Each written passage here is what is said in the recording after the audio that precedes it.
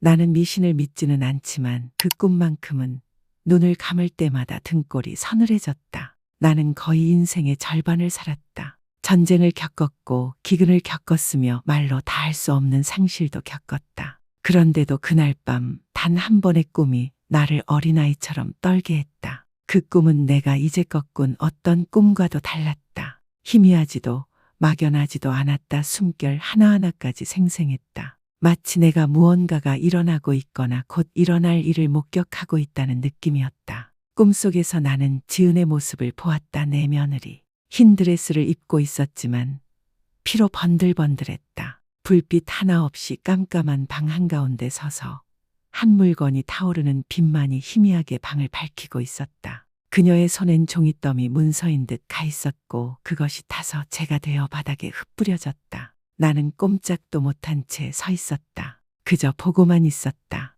그러다 지은의 뒤에서 어린아이 울음소리가 들렸다. 아주 작고 힘없이. 누군가 아마도 꿈속에 내가 조심히 다가가 보니 방 한구석에 진흙투성이 아이 신발 한 켤레가 누워 있었다. 꿈은 거기서 멈췄다. 예고도 설명도 없었다. 다만 등골이 서늘해지는 느낌만 남겼다. 나는 벌떡 일어나 땀에 흠뻑 젖은 등으로 일어섰다. 방은 여전히 깜깜했고 오래된 벽시계 초침 소리만 똑딱였다. 옆을 보았다. 아들은 야간 근무 중이고 집에는 나와 지은 둘뿐이었다. 심장이 쿵쿵거리며 쑤셨다. 나는 깊이 숨을 들이마시며 진정하려 했지만 갑자기 익숙한 냄새가 나를 멈추게 했다. 타는 냄새. 아주 약하게 마치 종이 탈 때 나는 냄새처럼. 환상이라 치부하려 했지만 그 냄새는 사라지지 않았다. 조용히 문을 열고 살며시 주방으로 내려갔다. 주방엔 불이 꺼져 있었다. 식탁 위는 정돈된 듯 보였다. 다가가 보니 한 물건이 눈에 들어와 나는 얼어붙었다. 붉은 와인빛 비단 스카프 하나 꿈속에서 본 바로 그 색이었다. 쓰레기통 속에 놓여 있었고 모서리는 그을려 있었다. 누군가 태웠다가 불을 껐던 것 같았다. 나는 그것을 집어들었다. 천은 아직도 따뜻했고 막 버려진 듯했다. 주위엔 아무도 없었다. 창문은 살짝 열려 있었고 커튼이 바람에 흔들리고 있었다. 주방엔 고요했다. 나는 조용히 서 있었다. 그 스카프를 꽉 쥐었다. 집안은 깊은 침묵에 잠겨 있었지만 내 마음속 어딘가가 깨어나고 있었다. 그저 꿈일 수도 있다. 우연의 일치일 수도 있다. 하지만 경고일 수도 있다. 경고를 느끼는 어미는 틀리는 법이 없다. 지은이 불타는 붉은 불빛 속에 서 있고 어린아이가 우는 그 꿈 이후 나는 지은을 다르게 보기 시작했다. 의심하기 위해서가 아니다. 꿈의 모든 디테일이 순서대로 현실 속에서 하나둘 등장하고 있었기 때문이다. 마치 누군가가 내가 결말을 아는 연극을 지휘하고 있는 것 같았다. 어느 아침 나는 거실을 정리하다가 소파 밑에 뭔가를 발견했다. 검은 USB 드라이브 하나 아직 새 것 같았고 아무 라벨도 없었다. 집어들려던 찰나 지은이 위층에서 뛰어내려와 격한 표정으로 낚아챘다. 이거 친구가 두고 간 거예요. 그날 엄마 열어보지 마세요. 회사 문서가 다 들어있어요. 그녀는 어색하게 웃으며 이상하게 빨리 위층으로 뛰어 올라갔다. 나는 며느리가 그렇게 당황하는 모습을 본 적이 없었다. 그날 오후 나는 부엌에서 과일을 깎고 있었다. 내려오라 부르려던 순간 지은의 방에서 아주 작은 목소리가 들려왔다. 걱정 마세요. 시어머니는 정말 착하시니까 의심 안 하실 거예요. 문제는 등기권리증이 아직 할머니 이름으로 되어 있다는 거예요. 내 손이 얼어붙었다. 칼이 손가락 끝을 살짝 벤 듯 피가 맺혔지만 통증은 느껴지지 않았다. 다만 등골이 싸했다. 나는 아무 말도 하지 않았다. 들어가지도 묻지도 않았다. 그저 침묵했다. 그날 오후 나는 정원에 나가 물을 주며 잠시 평온을 찾으려 했다. 지은 방 창문 앞을 지나다가 문득 그녀가 무언가를 꺼내는 모습을 보았다. 숨이 멎는 듯했다. 하얀 드레스 꿈에서 본 바로 그 드레스 완전히 새 것이었다. 라벨이 그대로 붙어 있었다. 그녀는 드레스를 부드럽게 쓰다듬더니 향수병 하나를 꺼내 뿌렸다. 코를 찌르는 듯 강렬하고 쾌쾌한 향이었다. 내가 악몽에서 깨어났을 때 맡았던 바로 그 냄새였다. 나는 눈앞이 핑 돌았다. 하지만 아니었다. 모든 것이 너무나 섬뜩하게 맞아 떨어졌다. 며칠 뒤 아들이 집에 없을 때 누군가 전화했다. 내가 전화를 받았다. 급한 듯한 남자의 목소리가 들려왔다. 죄송하지만 여기가 지은 씨 댁 맞죠? 아직 입금이 안 됐어요. 저희 쪽은 이미 기한을 넘겨 기다리고 있는데 과거 일이 터지지 않게 하려면 지금 바로 연락하라고 전해주세요. 나는 말이 막혔다. 내가 뭘 묻기도 전에 남자는 전화를 끊었다. 과거 일, 그게 무슨 말이지? 누가 내 며느리를 협박하고 있는 걸까? 아니면 지은이 우리 모두에게 뭔가를 숨기고 있는 건 아닐까? 나는 기억을 더듬기 시작했다. 지은은 외가 쪽 가족 사진을 한 번도 보여준 적이 없다. 결혼식 날 친구 몇 명만 왔고 직계 친척은 없었다. 아들이 말하길 지은은 어릴 때 부모님이 돌아가셨다고 했단다. 하지만 사망진단서는 본 적 없다. 이 모든 걸 하나로 엮자 심장이 조여오는 듯했다. 그 꿈 붉게 물든 방, 아이의 울음소리, 피 묻은 하얀 드레스, 타고 있는 종이 조각들. 그건 상상이 아니었다. 어쩌면 누군가의 기억일 수도 있다. 혹은 경고. 나는 아내로, 어머니로 그리고 시어머니로서 수십 년을 살며 사람의 속을 꿰뚫어 보는 법을 익혔다고 믿었다. 하지만 오래 살수록 깨닫게 된다. 타이밍을 알아 웃을 줄 아는 사람만큼 비밀을 잘 숨기는 자는 없다. 그리고 지은은 바로 그런 사람이었다. 나는 무의식적으로 이상한 점을 기록하기 시작했다. 마치 습관처럼 14일 지은이 서류를 식탁보 아래에 숨김. 15일 이름을 밝히지 않은 남자가 전화함. 17일 지은은 스파에 간다고 했으나 늦게 귀가했고 손에 담배 냄새가 났음. 나는 누구에게도 말하지 않았다. 누구의 도움도 요청하지 않았다. 내 나이쯤 되면 고요함에 익숙해져 비록 부서질 것을 알면서도 혼자 감당하려 하게 된다. 어느 날 지은이 외출했을 때 나는 몰래 그녀의 방에 들어갔다. 방 안은 너무도 깔끔했다. 오히려 수상할 정도로 작은 서랍 속에 지퍼가 꽉 잠긴 검은 여행 가방이 있었다. 나는 머리핀으로 조심스럽게 지퍼를 열었다. 살짝만. 그리고 열렸다. 안에는 옷이 아니었다. 서류들이었다. 아주 많은 서류들. 지은 명의의 예금 통장, 그 안에 금액은 작은 아파트를 살 만큼이었다. 독신 증명서 발급일은 불과 2년 전, 즉 내 아들과 결혼한 이후였다. 그리고 마지막으로 내 이름이 위조된 담보 계약서 한 장. 나는 바닥에 주저앉았다. 방이 흔들리는 듯했다. 현실과 꿈의 경계가 무너졌다. 알고 보니 그 악몽은 단지 빙산의 일각이었다. 현실은 훨씬 더 잔인했다. 나는 그 서류를 방으로 가져왔고 손이 아직도 떨리고 있었다. 정신을 가다듬고 오래된 내 노트북을 켰다. 지은이 내 손에서 빼앗으려 했던 그 USB를 꽂았다. 안에는 단 하나의 폴더가 있었다. 사적인. 나는 망설였다. 아직도 내 마음 한켠은 지은이 단지 무슨 공경에 빠졌을 뿐 가족을 배신할 정도는 아니라고 믿고 싶었다. 그러나 나는 클릭했다. 그 안에는 수많은 사진들이 있었다. 가족 사진이 아니었다. 지은이 어떤 낯선 남자와 찍은 사진들이었다. 손을 잡고 환하게 웃으며 함께 입맞춤하는 사진도 있었고 어떤 사무실에서 무언가에 서명하는 장면도 있었다. 며칠 뒤 다신 전화하지 마세요. 라는 제목의 짧은 녹음 파일 하나가 있었다. 나는 그것을 재생했다. 그리고 지은의 목소리가 분명하게 들려왔다. 그러니까 내가 말했잖아. 집 전화로는 하지 말라고. 시어머니는 아직 아무것도 의심 안 해. 그냥 내가 천천히 처리할게. 등기권리증만 손에 넣으면 계좌에서 돈 빼서 사라질 거야. 당신은 기다리기만 하면 돼. 나는 벌떡 일어났다. 노트북을 떨어뜨릴 뻔했다. 방 안은 너무 조용해서 벽시계 초침 소리까지 들릴 정도였다. 나는 베란다로 나가 가을로 시들어가는 정원을 내려다보았다. 이 집은 남편의 평생 노력이 담긴 곳이었다. 아들이 태어난 곳이고 내가 손수 빨래하고 밥을 지어왔던 곳이다. 그런데 이제 그 모든 것이 아무것도 모르는 늙은이 라고 불린 나 때문에 한순간에 무너질 뻔했다. 수년 만에 처음으로 나는 무언가 해야겠다는 생각이 들었다. 돈을 지키기 위해서가 아니라 명예를 지키기 위해, 그리고 마지막 남은 평온함을 지키기 위해서. 나는 울지 않았다. 그저 속으로 조용히 말했다. 여보, 미안해요. 낯선 사람이 우리 집안에 너무 깊이 들어오게 했어요. 하지만 더 이상은 그렇게 두지 않을 거예요.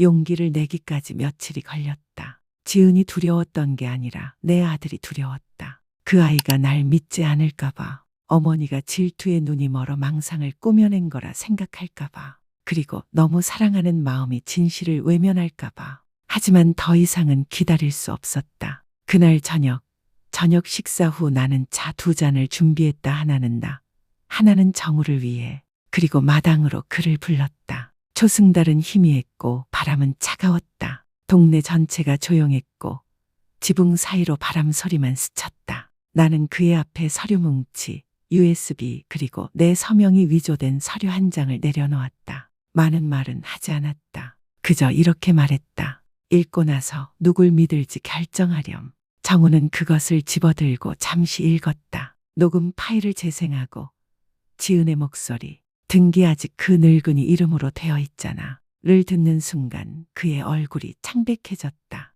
그러나 불과 몇 초 뒤 그는 서류를 바닥에 던지며 소리쳤다. 엄마 지금 뭐 하시는 거예요? 지은이 미행하고 몰래 녹음까지 해서 이런 걸 꾸며내신 거예요? 우리 가정 파탄 내고 싶으세요? 나는 그를 바라보았다. 목이 메었다. 화가 나서가 아니라 고통스러워서. 형태도 소리도 없는 고통이 심장을 조였다. 엄마는 아무것도 깨뜨리고 싶지 않아. 단지 내가 모든 걸 잃고도 이유조차 모르는 상황이 오지 않길 바랄 뿐이야. 정우는 대답하지 않았다. 조용히 모든 서류를 정리해 방으로 들어갔다. 문이 쾅 하고 닫혔다. 나는 거기에 앉아 있었다. 홀로. 손에는 식어버린 차 한 잔을 꼭 쥐고.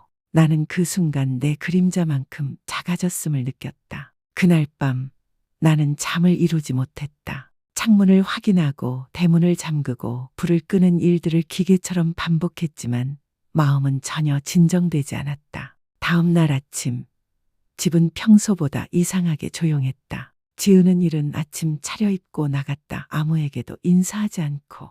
정우는 하루 종일 방에서 나오지 않았다. 저녁이 되어 밥을 준비하던 중 갑작스러운 깨지는 소리에 나는 2층으로 뛰어올랐다. 정우는 산산조각난 액자 사이에 서 있었다. 결혼식 사진 액자가 바닥에 떨어져 유리가 갈라졌고 지은의 얼굴에는 길게 흠집이 나 있었다. 정우는 핸드폰을 쥔 채 손이 덜덜 떨리고 있었다. 화면엔 영상이 재생되고 있었다. 지은이 낯선 남자와 카페에 앉아 손을 맞잡고 환하게 웃고 있는 장면. 함께 따라온 문자들에는 이런 내용이 있었다. 잘 노시네요. 돈만 챙기면 끝일 줄 알았죠?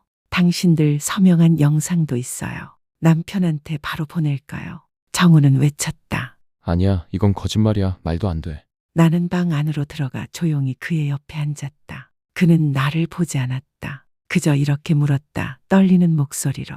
엄마, 언제부터 알고 계셨어요? 나는 바로 대답하지 않았다. 그저 깨진 액자 사진을 바라보며 말했다. 지은이가 타는 종이를 들고 있었던 꿈을 꿨어. 아이 울음소리가 들렸고 집안은 불길로 가득했지. 공기가 얼어붙은 듯했다. 잠시 후 정우는 바닥에 주저앉아 머리를 감쌌다. 그의 뺨을 타고 눈물이 흘렀다. 그 여자를 위해 세상을 다 지켜주겠다던 남자. 내가 멍청했어. 행복하게 해줄 수 있다고 생각했는데 난 그냥 도구였던 거야. 나는 옆에 앉아 그의 어깨에 손을 올렸다. 사랑하는 사람은 어리석은 게 아니야. 하지만 진실을 마주할 용기가 없다면 잃는 건 사랑뿐이 아니란다. 그날 밤 우리는 말없이 오랫동안 함께 앉아 있었다. 말이 필요 없었다. 그저 곁에 있다는 사실만으로 충분했다. 다음 날 아침, 지은은 아침 식사 자리에 나타나지 않았다. 평소처럼 덜그럭거리는 슬리퍼 소리도, 욕실에서 물 흐르는 소리도, 계단 가득 퍼지던 매캐한 향수 냄새도 없었다. 집은 이상할 만큼 조용했다. 나는 2층으로 올라가 조심스럽게 문을 두드렸다. 2번. 아무 대답이 없었다. 문은 잠겨 있지 않았다. 나는 천천히 문을 열었다. 방은 텅 비어 있었다. 벽장 구석에 있던 검은 여행 가방은 사라졌고 옷도 몇 벌만 남아 있었다. 침대 시트는 깔끔하게 정리되어 마치 아무도 사용하지 않았던 듯했다. 방 안은 싸늘했고 너무도 깨끗했다. 마치 오래전부터 퇴장 준비가 되어 있었던 것처럼. 지은은 화장대 위에 흰 봉투 하나를 남겼다. 이름도 사과의 말도 안녕이라는 말조차도 없었다. 그 안에는 출처불명의 계좌로 이체된 금액 내역서와 짧고 날림으로 쓴 메모 한 장이 들어 있었다. 그 사람을 사랑한 적 없어요. 이 집에서 살고 싶었던 적도 없고요. 낡은 집, 고리타분한 사람들, 그리고 뭐든 재단하듯 바라보는 시어머니. 당신들이 이긴 줄 안다면 축하드려요. 나는 떠나요. 지겨워서요. 진 게 아니라 나는 그 글을 다 읽고 종이를 접었다. 손은 덜덜 떨리고 있었지만 눈은 마른 채였다. 그게 아프지 않아서가 아니었다. 그저 실망이 너무 깊어져 더 이상 눈물조차 나오지 않을 뿐이었다. 나는 그 편지를 서랍에 넣고 그 방을 나왔다. 뒤돌아보지 않고. 그날 밤 정우는 경찰서에 가서 모든 서류와 USB를 증거물로 제출한 뒤 돌아왔다. 그의 얼굴은 잿빛이었고 눈은 푹 꺼져 있었다. 손엔 접수증이 쥐어져 있었다. 그가 나를 보았을 때 아무 말 없이 고개를 끄덕이고는 현관 앞 계단에 조용히 앉았다. 한참이 지나서야 그가 입을 열었다. 그녀는 사라지기 전에 계좌에 있는 돈을 전부 인출했어요. 변호사 말로는 몇 달이 걸릴 수도 있고 못 찾을 수도 있대요. 나는 옆에 앉아 따뜻한 물 한 잔을 그의 손에 쥐어주었다. 이제 너에겐 뭐가 남았니? 가슴 속 상처 하나. 그리고 엄마. 그 말에 나는 목이 메었다. 나는 그의 손을 살짝 잡았다. 어릴 적 내가 학교 데려다 주던 손. 이젠 삶에 단련되어 굳어진 손이었다. 그 후 집은 다시 조용해졌다. 하지만 예전의 무거운 침묵은 아니었다. 폭풍을 버티고 살아남은 자들이 부서진 기왓장을 하나하나 주워 모으며 집을 다시 짓는 그런 고요함이었다. 그리고 가슴속도 조금씩 봉합되고 있었다. 정우는 몇 주 휴직을 냈다. 아침마다 정원을 정리하고 벽에 걸린 옛 사진들을 하나하나 닦았다. 나는 그가 자기 방식대로 회복하도록 놔두었다. 알고 있었다. 젊은 사람들은 눈물이 아니라 행동으로 아픔을 이겨낸다는 것을. 어느 날 그는 복도에 걸린 결혼식 액자를 조심스럽게 떼어냈다. 나는 그가 그것을 버릴 줄 알았다. 하지만 아니었다. 그는 옛 사진을 빼내고 하얀 종이 한 장으로 바꾼 뒤 다시 걸었다. 이 자리에 큰 교훈이 있었단 걸 기억하려고요. 나는 그의 말을 듣고 목이 메었다. 창문 틈으로 스며드는 석양 속에서 나는 새로운 사람을 보았다. 사랑에 눈이 멀었던 아들이 아니라 자기 자신을 다시 믿기 시작한 한 남자를. 때때로 우리는 큰 상실을 겪는다. 재산도, 신뢰도, 자존심도 잃는다. 하지만 그런 상실이야말로 더 나은 무언가의 시작이 될 때가 있다. 누군가는 떠났다. 그러나 교훈은 남았다. 그리고 가족 한때 흔들렸더라도 결국 돌아올 수 있는 곳이다. 이제 우리 집엔 더 이상 어머니라고 부르던 여자의 발소리가 없다. 하지만 그 무거운 정적도 사라졌다. 언제나 어색했던 밥상도 더는 음산하지 않다. 그 부재는 상실이 아니라 해방이었다. 정우는 더 이상 지은 이야기를 꺼내지 않았다. 비난도 원망도 없었다. 가끔 나는 그가 현관 앞 계단에 앉아 식은 커피를 들고 멀리 바라보는 모습을 본다. 엄마, 그 꿈을 믿어줘서 다행이에요. 겨울 초입 어느 날 아침 그가 그렇게 말했다. 나는 웃었다.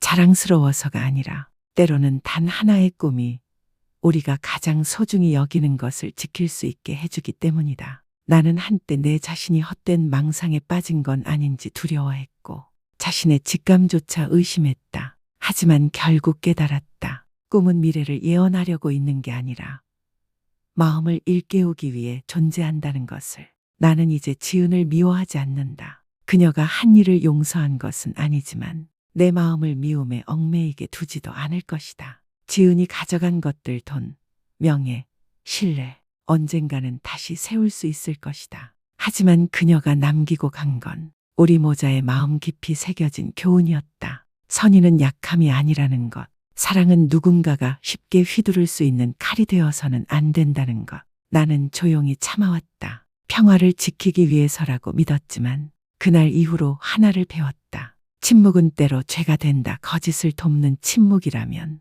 이제 매일 아침 나는 일찍 일어나 두 모자를 위한 아침을 준비한다. 마당에서는 새소리가 지저귀고 오래된 화단에 다시 꽃을 심는다. 우리 집은 다시 내가 사랑했던 집이 되었다. 거짓 없이 저녁 식탁에 한숨 없는 집.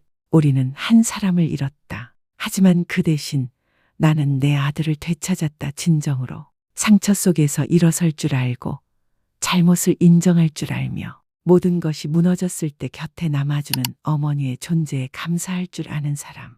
혹시 당신도 언젠가 뭔가 잘못됐다고 느꼈지만 믿지 못했던 적이 있나요?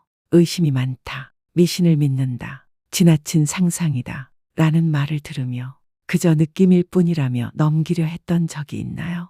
그렇다면 제발 당신 자신의 직감을 무시하지 마세요. 때로는 우리의 마음이 눈보다 더 정확하게 진실을 꿰뚫습니다. 그리고 아주 가끔 그 직감을 믿는 것만으로도 당신과 사랑하는 사람을 구할 수 있습니다. 이 이야기가 당신을 잠시 멈춰 서게 했거나 과거의 기억을 떠오르게 했다면 댓글을 남겨주세요. 여러분의 이야기를 저희는 늘 읽고 깊이 공감하고 있습니다. 그리고 더 많은 삶의 이야기들, 때론 아프고 때론 따뜻한 이야기들을 함께 나누고 싶으시다면 채널을 구독해 주세요. 만약 당신이 떠올리는 누군가가 있다면, 이 영상이 필요한 작은 경고가 될 누군가가 있다면 이 영상을 그에게 보내주세요. 어쩌면 너무 늦기 전에 꿀 수 있는 마지막 꿈이 되어줄지 모르니까요.